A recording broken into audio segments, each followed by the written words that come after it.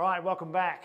Now today I'm going to go through how to prevent mechanical knee pain when you're returning to sport and exercises, and we're going to give you some tips with squats, lunges and step-ups. We'll go through the squats first. Now these things are things you're going to spot in the gym so you don't get injured or pain down the track when you're either doing more gym or you're running or you're returning to sport, because in the gym that's when you are training, that's when you can see it. So if we go into a squat with Claire, what we're looking for is making sure for a squat biggest focus is about the knee rolling in. Now you've probably seen this a lot of times before, but this is so important because if Claire, say, has a weak left side, when she squats, if you go for a squat, this knee will sort of roll in a wee bit. Now, you may think that doesn't look too bad, but if that kneecap is out of alignment, so if you're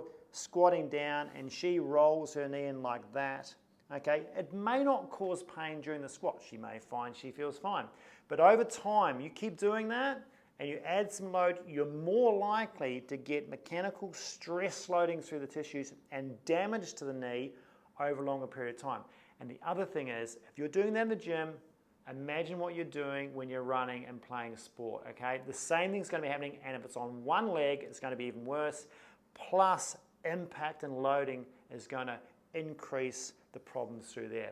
So this is where you may not feel anything for quite a long period of time, so you don't worry about it. But if you can spot that yourself and see your knee tracking rolling in, either try and correct it, so you're trying to keep your middle of your kneecap over the middle of your foot, okay? So you're not letting it roll in. Now, if your feet are out like this and squat like that and your knee's sort of tracking, that's inwards, okay? You'd have to get your knee way out here and then the other one way over there. Now, some people don't have the groin or hip flexibility to do that. So what I suggest you do is straighten up your foot as much as you can. If you're one of those people who has their feet out, straighten your foot up and then try and maintain that knee. Go again for me, Claire.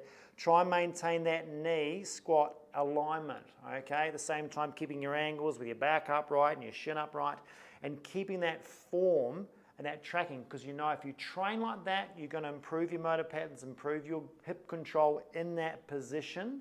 You're less likely to, when you're jumping and landing or you're doing any sort of sport-related activity, to have mechanical problems in that position, okay? So now the interesting thing about a squat in the gym, you're going to be able to see knee control issues. So you're going to help correct those ones. But you won't see any hip control issues because there's 2 feet on the ground. And this is where people like doing squats a lot and like loading up, because there's power there, there's stability there.